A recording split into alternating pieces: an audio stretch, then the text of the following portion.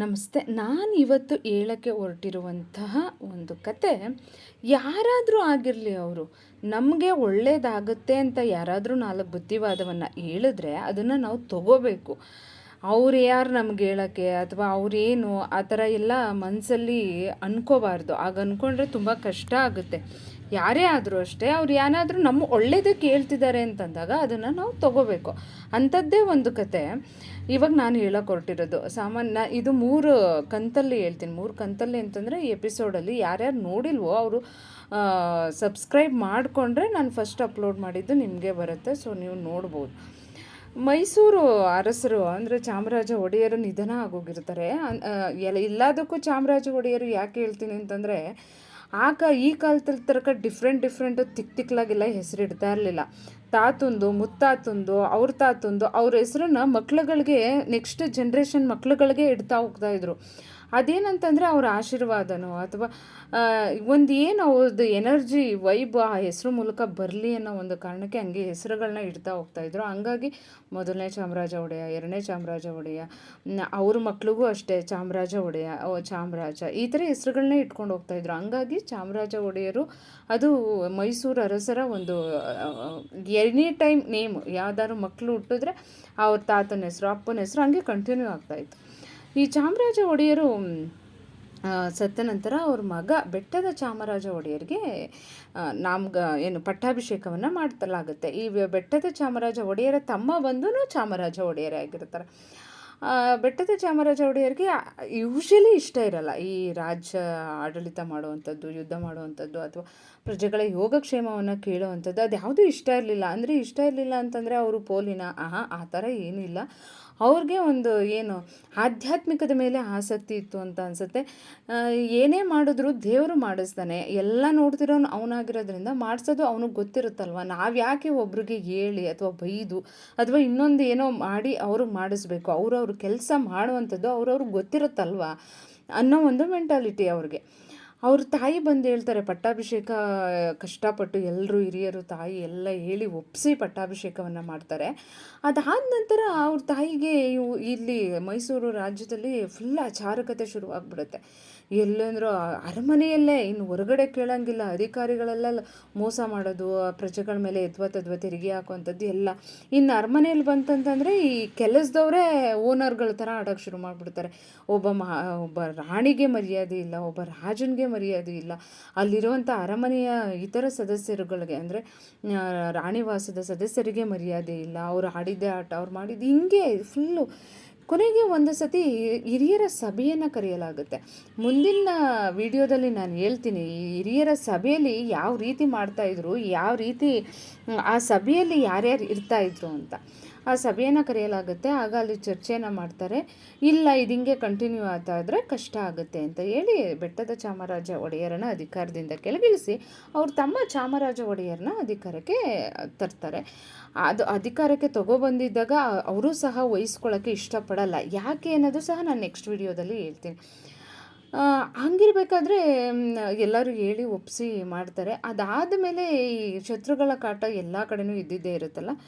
ಆಗ ಏನು ಮಾಡೋದು ಅಂತ ಅವರು ಅಧಿಕಾರ ವಹಿಸ್ಕೊಂಡ್ಮೇಲೆ ಒಂದು ರಾಜ್ಯವನ್ನು ಸಮಸ್ಥಿತಿಗೆ ಬಂದು ಈ ಗಡಿ ಪ್ರದೇಶಗಳನ್ನ ವೀಕ್ಷಣೆಗೆ ಹೊರಟೋಗ್ಬಿಡ್ತಾರೆ ಚಾಮರಾಜ ಒಡೆಯರು. ಅದೇ ಟೈಮಲ್ಲಿ ಆ ಟೈಮ್ಗೆ ರಾಜ್ಯ ಒಂದು ಸ್ವಲ್ಪ ಆರ್ಥಿಕವಾಗಿ ಎಲ್ಲ ರೀತಿಯಿಂದ ಅಷ್ಟೊಂದು ಪ್ರಬಲವಾಗಿರಲಿಲ್ಲ. ಅದೇ ಟೈಮ್ಗೆ ಮೈಸೂರು ಅರಮನೆಗೆ ಶತ್ರುಗಳು ಮುತ್ತಿಗೆಯನ್ನು ಹಾಕ್ಬಿಡ್ತಾರೆ. ಏನು ಮಾಡೋದು? ಎಲ್ಲ ಅರಮನೆಯಲ್ಲಿದ್ದಂಥ ಕೆಲಸದವರೆಲ್ಲ ಆ ಕಡೆಯಿಂದ ಈ ಕಡೆಯಿಂದ ಆ ಕಡೆ ಓಡಾಡ್ತಾನೆ ಇರ್ತಾರೆ. ಯಾರಿಗೆ ಏನು ಮಾಡಬೇಕು ಅಂತ ಗೊತ್ತಿಲ್ಲ. ಈ ಕಡೆ ಚಾಮರಾಜ ಒಡೆಯರು ಗಡಿ ವೀಕ್ಷಣೆಗೆ ಹೋಗಿದ್ದಾರೆ. ಮುಂದಾಳತ್ವವನ್ನು ವಹಿಸಿ ಸೈನಿಕರಿಗೆ ಎನ್ಕರೇಜನ್ನು ಮಾಡಿ ಯುದ್ಧವನ್ನು ಮಾಡಿ ಅಥವಾ ಶತ್ರುಗಳನ್ನು ಹಿಮ್ಮೆಟ್ಟಿಸೋದಕ್ಕೆ ಯಾರೂ ಇಲ್ಲ. ಏನು ಮಾಡೋದು ಅಂತಂದಾಗ ಒಬ್ಬ ಹಿರಿಯ ವಯಸ್ಸಿನ ಒಬ್ಬ ಉಳಿಗದವಳು ಅಂದರೆ ಕೆಲಸದವರು ಬರ್ತಾ ಇದ್ದಾಗ ಬೆಟ್ಟದ ಚಾಮರಾಜರು ಏನೂ ಹಾಗೇ ಇಲ್ಲ ಅನ್ನೋ ಥರ ನಿಧಾನಕ್ಕೆ ತಮ್ಮ ಕೋಣೆಗೆ ಹೋಗ್ತಾ ಇರ್ತಾರೆ. ಅವರು ಕೇಳ್ತಾರೆ, ಯಾಕೆ ಹಿಂಗೆ ಗದ್ದಲ ಮಾಡ್ಕೋತಾ ಇದ್ದೀರಾ, ಯಾಕೆ ಹಿಂಗೆ, ಏನಾಯಿತು ಅಂತ. ಆ ಕೆಲಸದವಳು ಹೇಳ್ತಾರೆ, ನಿಮಗೆ ಗೊತ್ತಿಲ್ವಾ? ಇಲ್ಲ, ಗೊತ್ತಿಲ್ಲ ಅಂತಂದಾಗ, ನೀವು ರಾಜ್ಯ ಮನೆತನಕ್ಕೆ ಸೇರಿದ್ದೀರಾ ಅಲ್ವಾ? ಈ ರಾಜ್ಯದ ಈ ಯದುವಂಶದ ರಕ್ತ ನಿಮ್ಮಲ್ಲಿ ಮೈಯಲ್ಲಿ ಹರಿತಿದೆಯಲ್ವಾ? ಚಾಮರಾಜ ಒಡೆಯರು ಗಡಿ ಪ್ರದೇಶದ ವೀಕ್ಷಣೆಗೆ ಹೋಗಿದ್ದಾರೆ ಅಂತ ನೀವು ತಿಳ್ಕೊಂಡಿಲ್ಲ. ಇಲ್ಲಿ ಶತ್ರುಗಳು ಮೈಸೂರು ಅರಮನೆಯ ಸುತ್ತ ಮುತ್ತಿಗೆ ಹಾಕಿದ್ದಾರೆ ಅಂತಲೂ ಗೊತ್ತಿಲ್ವಾ ಅಂತ ಅಂದಾಗ ಅದ್ರ ಪಾಡ್ಗದಾಗುತ್ತೆ, ಆಗಲಿ ಬಿಡಿ ಅಂತ ಅನ್ನೋ ರೀತಿಯಲ್ಲಿ ಅವರು ಮಾತಾಡ್ತಾರೆ. ಆಗ ಉಳಿಗದವಳು ಹೇಳ್ತಾಳೆ, ನೀವು ಆಗಿದ್ರೆ ಆಗುತ್ತೆ ಅಂದಾಗ ಏನಾಗ್ಬೋದು? ಶತ್ರುಗಳೆಲ್ಲ ಮೈಸೂರು ಅರಮನೆಯನ್ನು ಮುತ್ತಿಗೆ ಹಾಕ್ತಾರೆ, ರಾಣಿವಾಸದವ್ರಿಗೆ ಅಪಹರಣವನ್ನು ಮಾಡ್ತಾರೆ. ಇದು ನೀವು ಇಷ್ಟೆಲ್ಲ ನೀವು ಕಣ್ಣಲ್ಲಿ ನೋಡ್ತೀರಾ ಅಂದರೆ ನೀವು ರಾಜವಂಶಕ್ಕೆ ಸೇರೇ ಇಲ್ಲ. ನಿಮ್ಮ ಮೈಯಲ್ಲಿ ಹರಿತಾ ಇರುವಂಥ ರಕ್ತ ರಾಜವಂಶಕ್ಕೆ ಸೇರೇ ಇಲ್ಲ. ಅಷ್ಟೋ ಮೀರಿ ಆಗದ್ದಾಗುತ್ತೆ ಅಂತ ಅನ್ನೋದಾದರೆ ಅರಮನೆಯಲ್ಲಿರುವ ಮಹಾರಾಣಿ ಹೋಗಿ ಖಡ್ಗ ಗುರಾಣಿನ ಹಿಡ್ಕೊಂಡು ಯುದ್ಧ ಮಾಡಬೇಕಾ? ಏನು ಮಾಡಬೇಕು ನೀವು ಈ ರೀತಿ ಮಾತಾಡಿದ್ರೆ? ನೀವು ಅಧಿಕಾರದಲ್ಲಿಲ್ಲ, ಒಪ್ಕೋತೀನಿ, ಅಧಿಕಾರದಲ್ಲಿಲ್ಲ. ಆದರೆ ನೀವು ಒಬ್ಬ ರಾಜ ತಾನೆ, ಅಧಿಕಾರವನ್ನು ವಹಿಸ್ಕೊಂಡಿದ್ದೀರ ತಾನೆ. ಆ ಕ್ಷಣಕ್ಕೆ ಏನು ಮಾಡಬಹುದು ಆ ಒಂದು ಕಾರ್ಯವನ್ನು ನೀವು ಮಾಡ್ಬೋದಲ್ವ? ನೀವೇನೂ ಮಾಡೋವಂಥದ್ದು ಬೇಡ. ರೆಡಿಯಾಗಿ ಸೈನಿಕರು ನಿಂತಿದ್ದಾರೆ, ಅವ್ರಿಗೆ ಒಂದು ಯುದ್ಧಕ್ಕೆ ಆಹ್ವಾನವನ್ನು ಕೊಡ್ಬೋದಲ್ವ? ಆ ಆಹ್ವಾನವನ್ನು ಕೊಟ್ಟು ಆ ಶತ್ರು ಸೈನ್ಯವನ್ನು ಎದುರಿಸ್ಬೋದಲ್ವ ಅಂತ ಹೇಳಿದಾಗ ತುಂಬ ಇದಾಗಿ ಮಾತಾಡ್ತಾಳೆ. ಆಗ ಅಲ್ಲಿದ್ದವರೆಲ್ಲ ಉಳಿದವರು ಇವತ್ತು ತಲೆ ಉರುಳುತ್ತೆ ಅಂತ ಹೇಳ್ತಾರೆ. ಆ ಕ್ಷಣಕ್ಕೆ ಅವರು ತಾನು ಎಲ್ಲ ತಪ್ಪು ಮಾಡಿದ್ದೀನಿ ಅನ್ನೋದು ಅರಿವಾಗುತ್ತೆ. ಪ್ರತಿ ಸರಿನೂ ಅವ್ರಿಗೆ ಅಧಿಕಾರದಿಂದ ಕೆಳಗಿಳಿದ ತಕ್ಷಣಕ್ಕೆ ಅವ್ರಿಗೆ ರಿಯಲೈಸ್ ಆಗ್ತಾ ಇರುತ್ತೆ, ಬೇರೆಯವ್ರಿಗಾಗಿದ್ದು ನಾನು ಯಾಕೆ ಮಾಡೋಕ್ಕಾಗಿಲ್ಲ ಅಂತ. ಅದು ನೆಕ್ಸ್ಟ್ ವಿಡಿಯೋದಲ್ಲಿ ಕರೆಕ್ಟಾಗಿ ಹೇಳ್ತೀನಿ. ಆ ತಕ್ಷಣಕ್ಕೆ ಅವರು ತಮ್ಮ ಖಡ್ಗವನ್ನು ತಗೊಂಡು ಯುದ್ಧಕ್ಕೆ ಹೋಗ್ತಾರೆ. ಯುದ್ಧದಲ್ಲಿ ಆ ಶತ್ರುಗಳ ಸೈನ್ಯವನ್ನು ಹಿಮ್ಮೆಟ್ಟಿಸಿ ಬಂದು ಆ ಕ್ಷಣಕ್ಕೆ ಆ ಯುದ್ಧವನ್ನು ಗೆದ್ದು ಬರ್ತಾರೆ. ಆಗ ಮಹಾರಾಣಿ ಏನೋ ಉಳುಗಿದವಳು ತಪ್ಪು ಮಾತಾಡ್ಬಿಟ್ಟಿದ್ದಾಳೆ, ಕ್ಷಮಿಸ್ಬಿಡಪ್ಪ ಅಂತ ಹೇಳಿದಾಗ ಬೆಟ್ಟದ ಚಾಮರಾಜ ಒಡೆಯರು ಹೇಳ್ತಾರೆ, ಬಹುಶಃ ನೀನೇ ಈ ಕೆಲಸವನ್ನು ಮಾಡಿದರೆ ನಾನು ಅಧಿಕಾರದಿಂದ ಕೆಳಗಿಳಿಯುವಂಥ ಪ್ರಮೇಯನೇ ಬರ್ತಾ ಇರಲಿಲ್ಲ. ಯಾಕಂದರೆ ಕೆಲವರು ಮಕ್ಕಳನ್ನ ಗದ್ರೋದಕ್ಕೂ ಅಥವಾ ಬೈಯೋದಕ್ಕೂ ಫಾರ್ಮಾಲಿಟೀಸ್ ಥರ, ಅಂದರೆ ಹಿಂದಿನ ಕಾಲದಲ್ಲೆಲ್ಲ ಮಕ್ಕಳನ್ನ ಸರಿಗೆ ಹೊಡಿತಿದ್ರು, ಸರಿಗೆ ಬೈತಿದ್ರು. ಯಾವ ಮಕ್ಕಳು ಸೂಸೈಡ್ ಮಾಡ್ಕೋತಿದ್ದೋ, ಯಾವ ಮಕ್ಕಳು ನೇಣು ಹಾಕೋತಿದ್ದೋ ಅದು ಯಾವುದೂ ಇರಲಿಲ್ಲ.